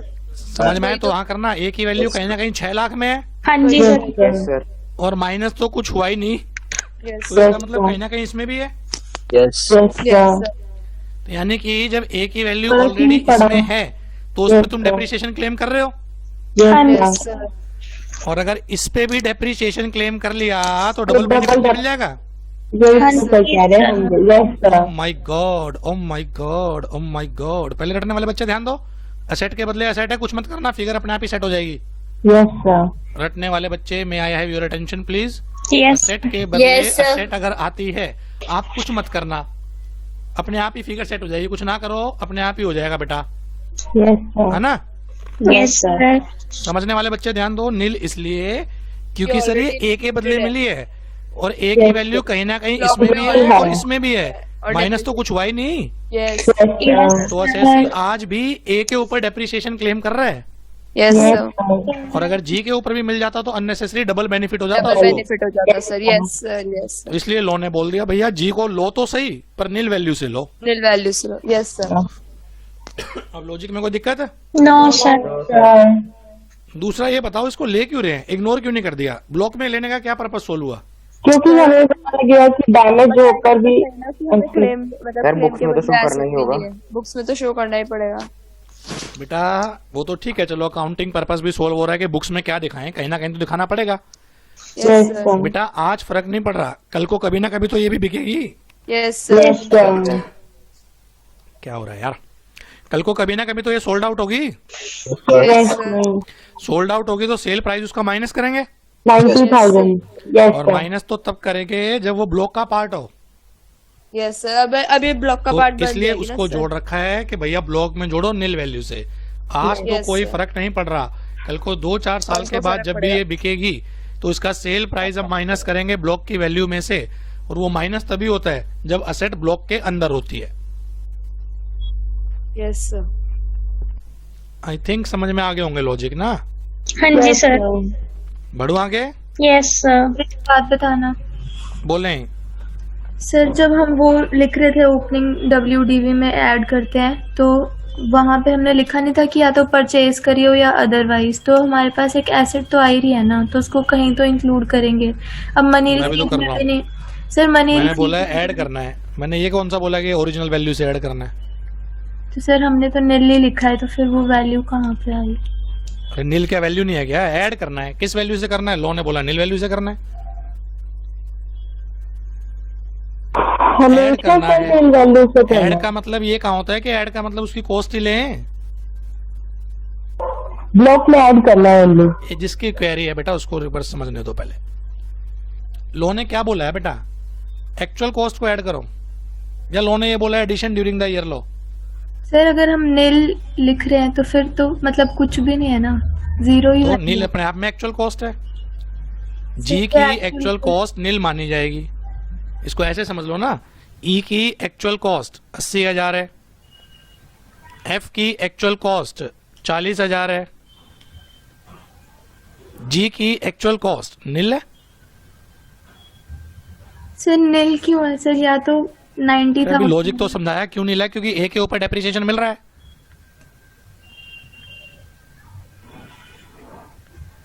जी ए के बदले आई है ना, यस सर, तो ए के ऊपर डेप्रिसिएशन मिल रहा है नहीं मिल रहा आज भी। मिल रहा है। मिल रहा है। फिर अगर जी की वैल्यू ले लेते डबल बेनिफिट मिल जाता। Okay sir. और बोलो। चलो आगे। Yes sir. चलो अब मैं डेट के पंगे में डालता हूं आपको कि आपको चेक करना पड़े हाफ रेट वाली है या फुल वाली है। कितने एग्जांपल हो गए थे? 12 सॉरी 13 है। 13 थे ये।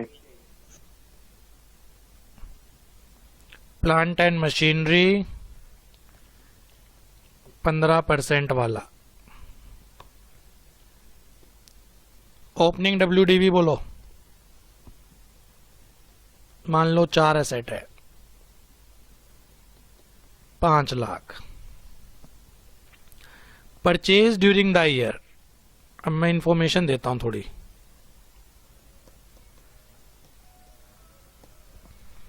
क्या क्या परचेज करी, पहला कॉलम बनाओ नेम ऑफ असेट,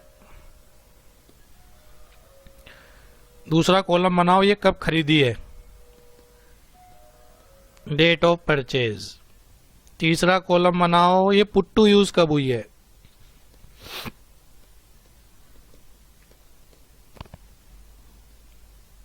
और चौथा कॉलम बनाओ कितने की है ये।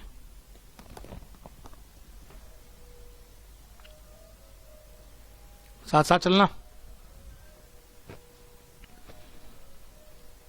करूं? Yes sir. Yes sir. E 1 मई 2020 को खरीदी, सेम डेट पे पुट टू यूज कर दी, 40,000 की है। एफ पुरानी है, 15 जून 2020 को खरीदी, 18 जुलाई 2020 को पुट टू यूज करी, 50,000 की है।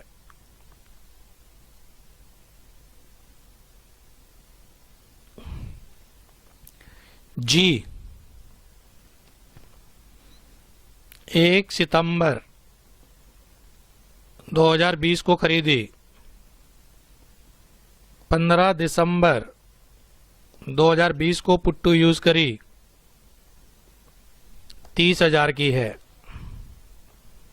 एच 1 दिसंबर 2020 को खरीदी,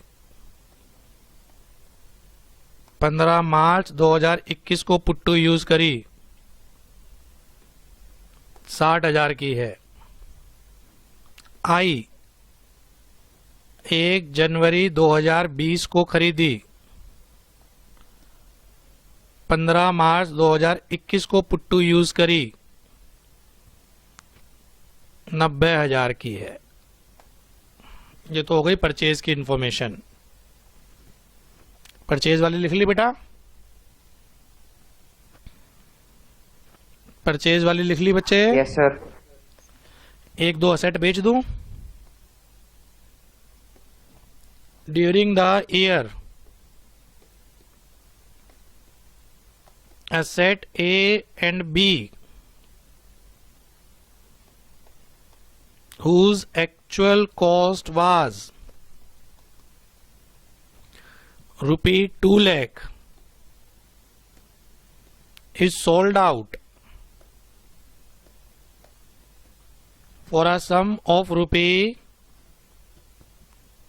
3 lakh। 2 लाख वाली 3 लाख की बिकी है। Compute depreciation.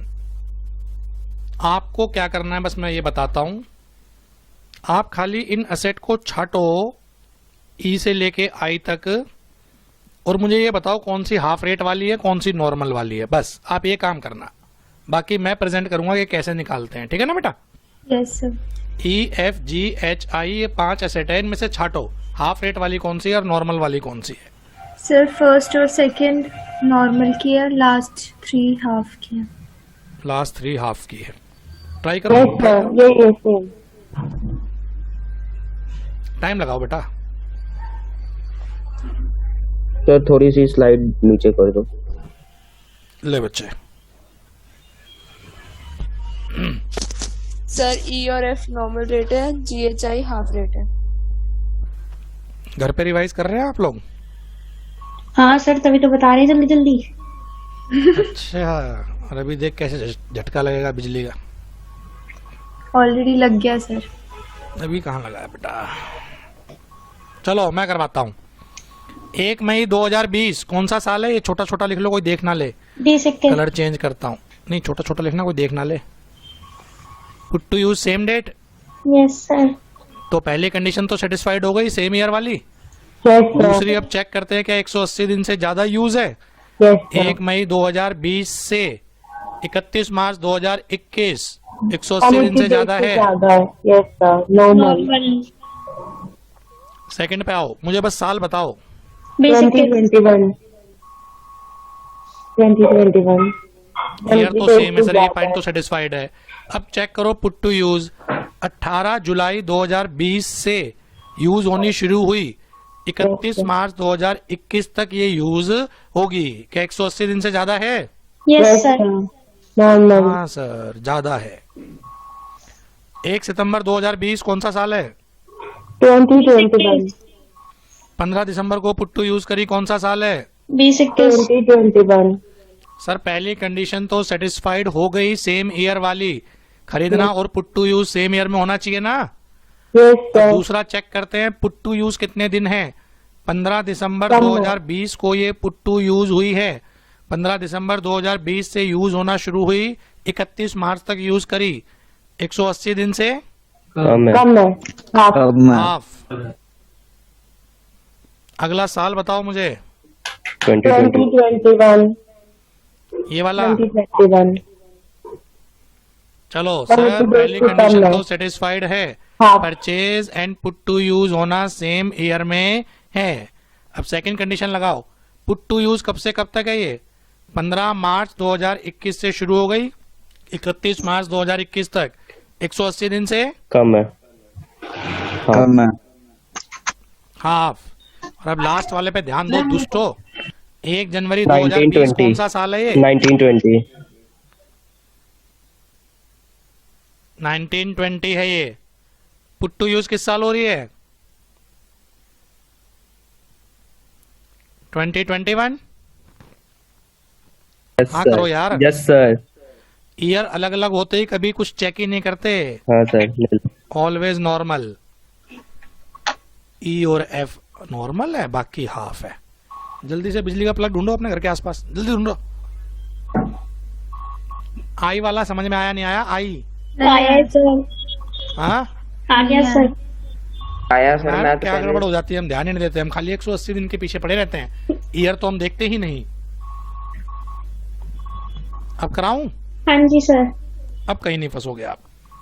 अब तो ओपनिंग WDV बोलो मुझे। 7 lakh, opening 5 lakh. धीरे धीरे धीरे धीरे। Yes, sir. 5 lakh. ABCD. Opening WDV उन्ने रंडे मुन्ने नल 4 असेट हैं, कितने की? 5 lakh. Addition during the year 2,70,000. Add During the year addition during the year, अलग अलग बोलो। E है 40,000. F है EFGHI I. कितने? Yes, sir. 40, 50, 30, 60. 40 50, 30, 60. आई कितने की है? 30 के बाद सर 60 की है वो। 90.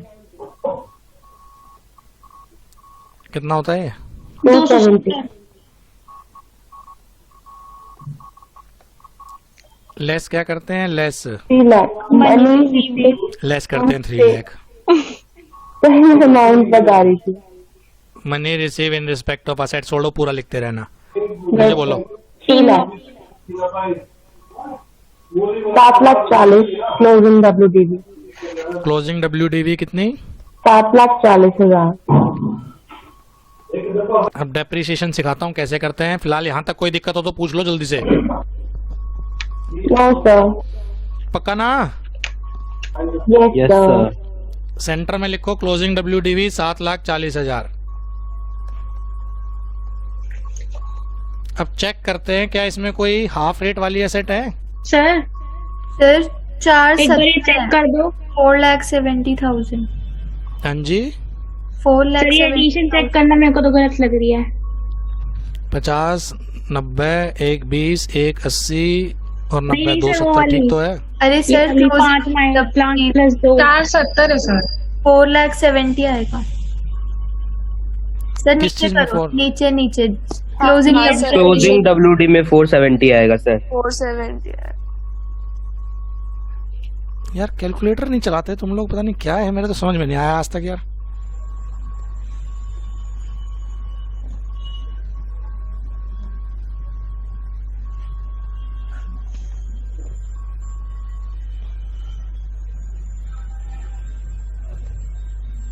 Asset eligible for half rate. Half rate वाली एसेट का नाम बताओ। जी और एच यस सर। कितने की है ये? 90 की? Yes sir. 90 में बाकी 30 को- और 60. 30 और 60 ही तो है। Yes total. बाकी को बैलेंस ले जाओ। 380। हाँ करो। Yes sir. पहले हाफ रेट वाली अलग होती है बेटा, फिर बैलेंस अलग होता है। ये बताओ हाफ हो जाएगा? इसके ऊपर नॉर्मल सर ये 380 आएगा। 3 ये कितना गलत है क्या ये? 180 आएगा सर। 180। अरे 470 में से 90 गए, कितने आएगा? कैलकुलेटर यूज कर ले बेटा, कैलकुलेटर पे लिख इसको। 470 माइनस 90। Okay sir.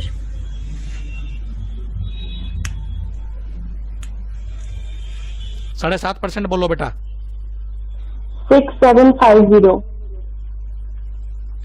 इसके ऊपर डेप्रिसिएशन इतना, इसके ऊपर 15% निकाल लो। 57,000. तो टोटल डेप्रिसिएशन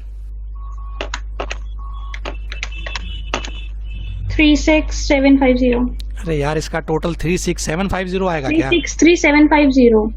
इसका टोटल, इस दोनों का टोटल ये सर जब उन्होंने 57 यही है। 57,000 बताया है, वो शायद गलत है. 63,750.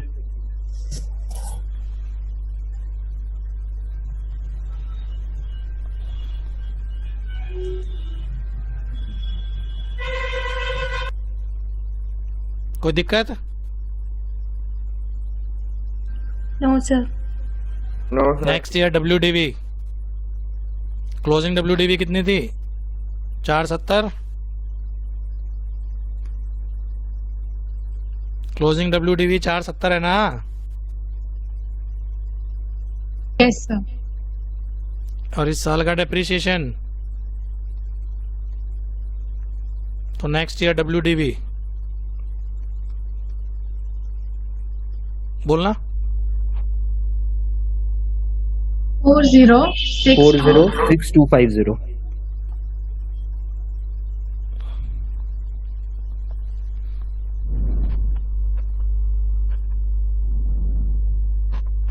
Any ifs and buts beta, specifically in depreciation.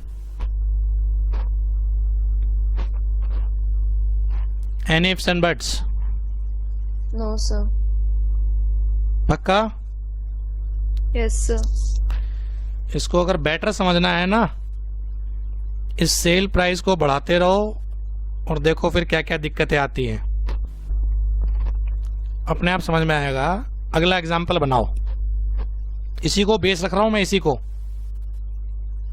Example number बोलना। 14. What would be your answer in above example if sale price is 7 lakh instead of कितना था?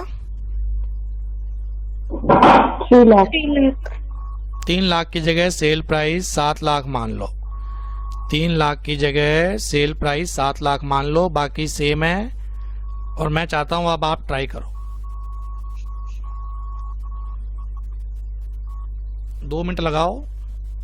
ओपनिंग WDV 5, एड एडिशन चाहे इकट्ठा ही लिख लो 270।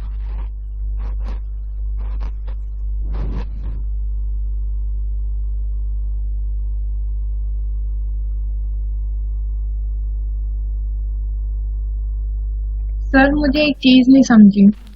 हाँ। सर लास्ट क्वेश्चन में जो WDV था,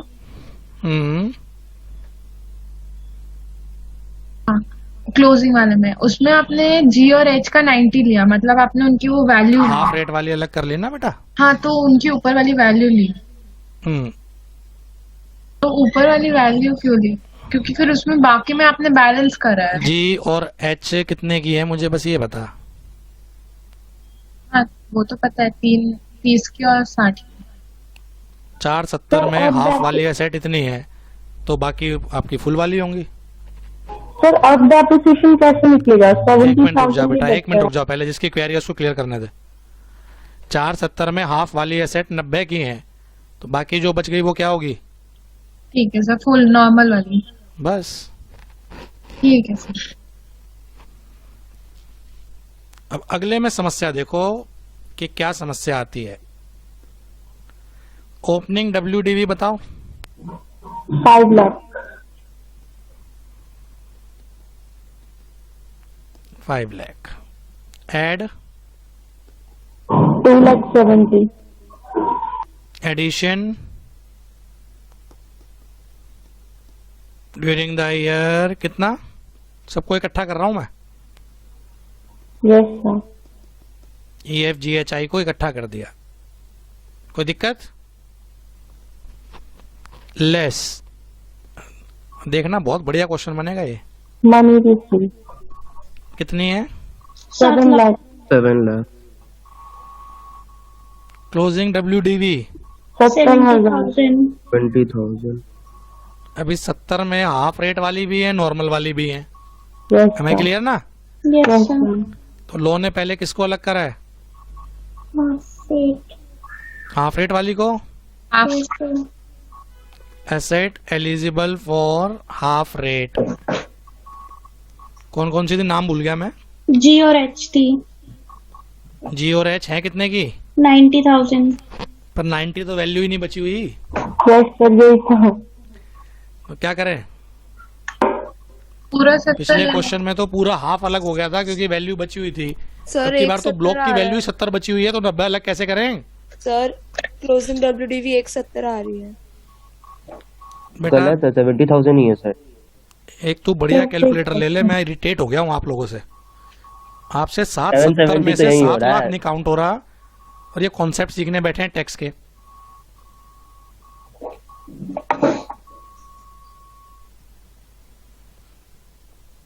इस केस में क्या बनेगा? है तो 90 पर वैल्यू कितनी बची हुई है? 70 यस सर। है तो 90 है पर बचाई कितना हुआ है? 70 पूरा 70 यहां ले लेंगे। बैलेंस नील। डेप्रिसिएशन निकालो इसके ऊपर 7.5%, इसके ऊपर 15, 7.5 बोलो। 5250। 5250।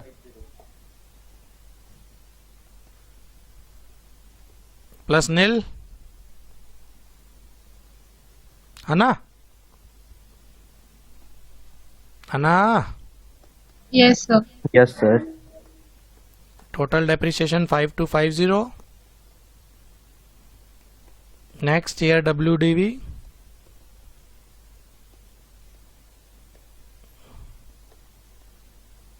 64750।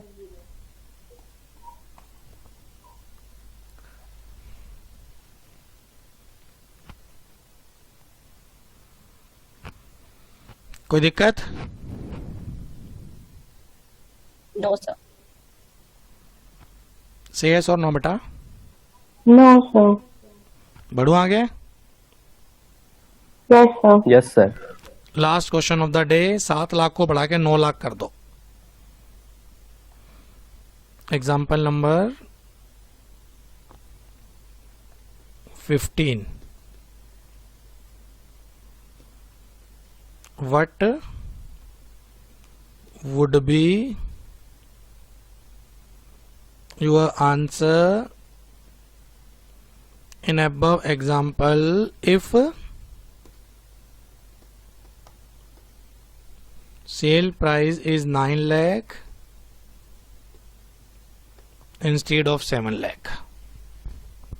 नील। नील आएगा सर। नील आएगा सर। पूरा सॉल्व करो बेटा।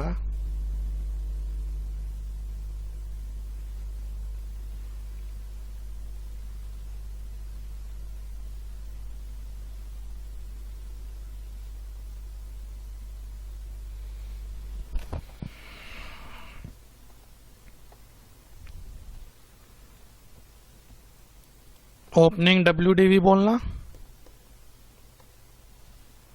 5 लाख। एड 2,70,000। एडिशन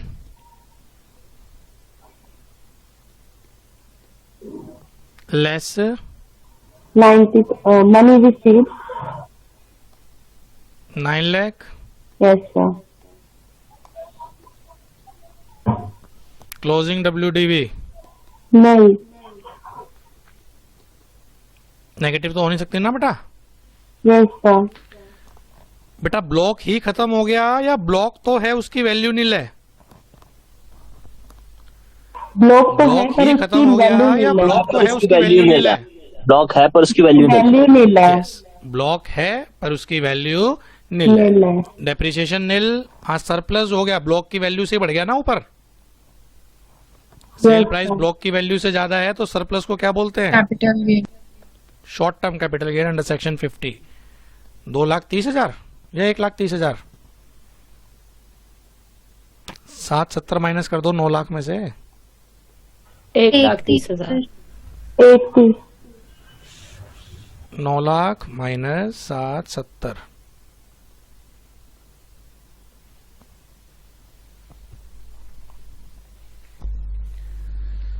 तो डेप्रिसिएशन में हमने बेटा ब्लॉक बनाना सीख लिया, डेप्रिसिएशन में हाफ रेट सीख लिया, डेप्रिसिएशन में एक्चुअल कॉस्ट का कुछ कॉन्सेप्ट ले लिया आज मैंने। कोई दिक्कत? No No, sir. sir. तो आई थिंक बहुत है आज के लिए इतना ना बेटा। Yes yes sir. Yes, sir. That is all for today. Thank you.